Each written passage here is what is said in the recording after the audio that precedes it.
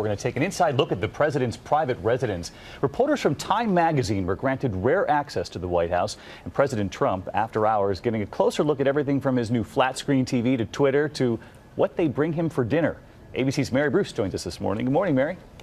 Good morning, David. Well, you see those windows up there on the second floor? That is the private residence. And this morning, we're getting a glimpse inside. Time magazine is showing us a part of the White House and a personal side of the president that few ever see. Everything from that television addiction to his Twitter habit and the mark the president is now leaving here on the White House. It's a rare glimpse inside President Trump's White House after hours. In the latest issue of Time magazine, the president showing off one of his favorite hobbies, clicking through cable news clips. A new 60-plus-inch flat screen now above the dining room fireplace. There it is reflected in the mirror. Trump describing TiVo as one of the great inventions of all time. Despite his Twitter habit of lashing out at the media, the news is fake. It's all fake news. This is fake news. Trump now says he's learning to tune out the bad news about himself, explaining, "I've been able not to watch or read things that aren't pleasant. In terms of your own self, it's a very, very good thing. The equilibrium is much better." We also learn more about some of the personal touches he's put on 1600 Pennsylvania Avenue. Just days after he took office, Trump revealed to David Muir some of his early changes. We're standing on Ronald Reagan's rug. This was Ronald Reagan's, and you have a choice, when you come in. They have 8 or 9 carpets. And those gold curtains in the Oval Office replacing Obama's red ones.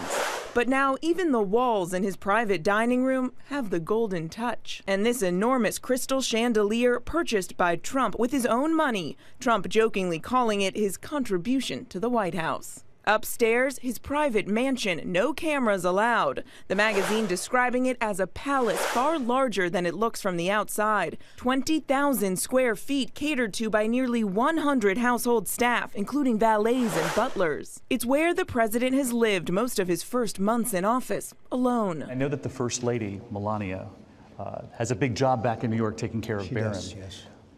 Does it make it a lonely place for you at the end of the day? No, because I end up working longer, and that's okay. I mean, I'm working long hours. I mean, the country has a lot of problems. And during a candlelit 4-course dinner in the Blue Room, Time reporters getting a sense of the president's tastes. Diet Coke, not water, extra sauce with his chicken, and for dessert, an extra helping. 2 scoops of vanilla ice cream with his chocolate cream pie. Everybody else just got 1. Now, the president admits some of this may be changing shortly. He says he expects in about a month the First Lady, his wife, and the youngest son, Barron, will be joining him here at the White House, bringing the family back under one roof. But, David, no word yet on what that might mean for that extra scoop of ice cream. I was going to say, the horror in the room when they heard 1 scoop for everyone else. We can make that happen. Mary, thanks. We're going to join Nancy Gibbs now from Time magazine. She's the editor. And Nancy, always great to have you on. You've been to the White House so many times. Your team described the Oval Office as sort of a change taking place, more of a royal court for the president. How different was it for you?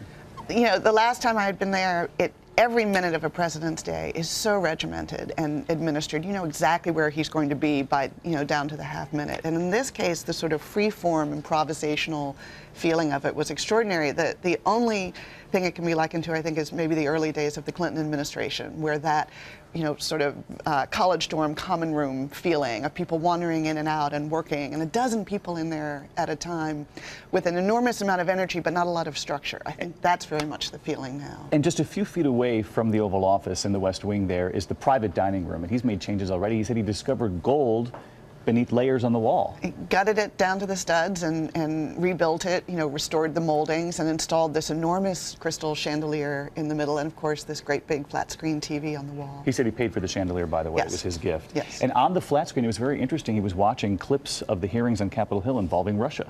That's what he wanted to show us. He had literally teed up the highlights for him. It was sort of like watching, a play-by-play of your favorite sports team, of moments in the testimony that afternoon, which he had watched in real time. I asked him, were you watching this as it was happening? Of when former Director of National Intelligence James Clapper said he had seen no evidence of collusion between the Trump campaign and Russia. And he said, see, there it is. He celebrated in the room with you. And even as we were having that conversation with him, his social media team was back in the Oval Office sending out the tweets of, when is this taxpayer-funded charade going to going to end? And you report that he walks back in the room and said, "Did you get that stuff out?" Meaning those tweets. You did get upstairs to the private residence. Yes. I noted that the president took the elevator, the vice president took the stairs because they don't take the same elevator ever. Not being on the same plane. Right? And you got up there and he took you through right down to sort of the old desk, Lincoln's old desk, right? And the phone system, he said, "I love the phones here." It's in the treaty room. That's where he tends to work once he goes upstairs at night, and they bring him, a box of papers to go through. And he talked about the phone and how it, it splits your words. It's, it's scrambled. Right, yeah. This is where I talk to China.